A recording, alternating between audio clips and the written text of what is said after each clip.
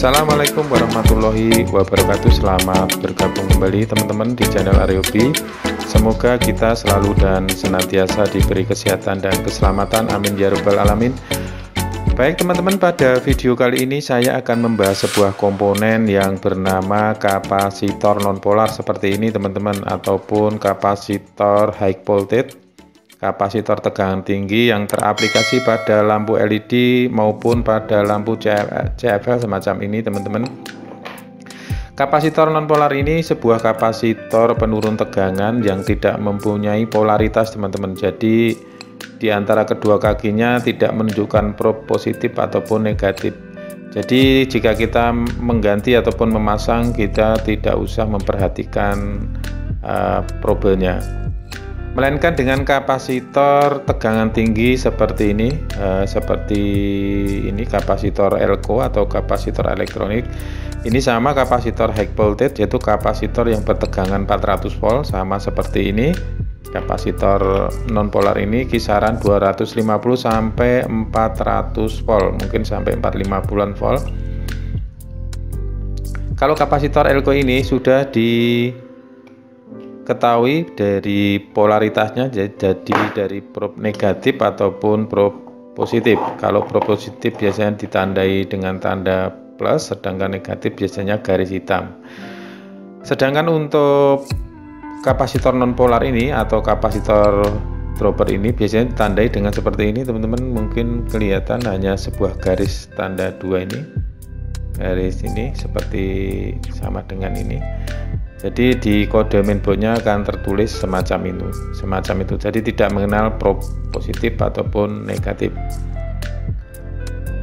Pada kapasitor ini tidak ditunjukkan nilai besaran mikrofaradnya teman-teman. Jadi kita harus menghitung terlebih dahulu untuk mengetahui bahwasanya kapasitor ini mempunyai berapa mikro. Tidak bisa terbaca secara langsung karena tidak disematkan pada fisiknya, melainkan kalau pada kapasitor elektronik akan tertulis semacam ini, sudah diketahui voltasenya, misalkan 400 volt 4,7 mikrofarad, jadi sangat jelas dan mudah dipahami. Sedangkan untuk kapasitor nonpolar ini, untuk mengetahui mikrofaradnya, teman-teman harus menghitung, yaitu dengan menggunakan rumus semacam ini teman-teman. Jadi nanti misalkan pada sebuah kapasitor nonpolar itu akan tertulis kode seperti ini teman-teman. Misalkan saya ambil contoh 105J, kita zoom, kelihatan enggak ini? Enggak begitu kelihatan, mungkin kita bisa sertakan di gambar nanti.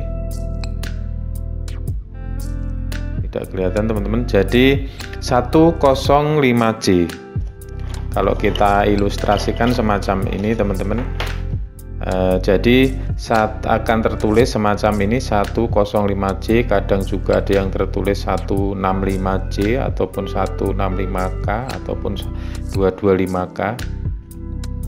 Pada video kali ini saya ambil contoh yang menggunakan kode 105J, yaitu yang sering teraplikasi pada lampu yang mempunyai daya kisaran 3 sampai 5 ataupun 10 watt teman-teman. Sering kita jumpai menggunakan kapasitor dropper ataupun kapasitor nonpolar dengan ukuran 105J. Pada kapasitor ini kita hanya mengetahui besaran voltase, artinya bahwasanya misalkan 250 ataupun 400 volt, artinya bahwasanya kapasitor ini bisa beroperasi kisaran maksimal tegangan 400 volt. Jadi kalau melebihi kapasitor ini akan rusak. Sedangkan kapasitor tentunya akan mendapati besaran mikrofarad pada kapasitor ini. Jadi nano biasanya teman-teman, maka kita nanti akan menghitung dengan rumus ini teman-teman. Misalkan 105J itu artinya bahwasanya pada angka yang pertama, digit yang pertama ini dengan digit yang kedua itu menunjukkan bahwasanya nilai angka terdepan akan ditambahkan dengan nilai multiplier ataupun perkalian dengan angka yang ketiga. Jadi angka yang ketiga ini entah 5, entah 7, entah 2 tidak akan dihitung teman-teman, tapi melainkan adalah jumlah multiplier atau perkalian. Misalkan 105J artinya bahwasanya kita selisihkan seperti ini, contoh 10 teman-teman, sedangkan yang 5 ini artinya jumlah 0 atau multiplier dikalikan 100.000. Kalau kita buat simple yang paling mudah adalah cukup kita menambahkan 05 maka akan ketemu 1 juta teman-teman. Tentunya untuk 1 juta ini masih dalam satuan picofarad teman-teman, karena ada pico, nano, dan mikro. Tentunya kita akan turunkan menjadi 1 juta picofarad ini. Kalau kita jadikan nanofarad akan menjadi 1000 nanofarad. Jadi kalau kita turunkan lagi menjadi mikrofarad, maka akan mendapati 1 mikrofarad adalah 1000 nanofarad. Jadi kalau ada kode 105J itu artinya 105 artinya 1 mikro. Dengan perhitungan semacam ini teman-teman. Sedangkan kode J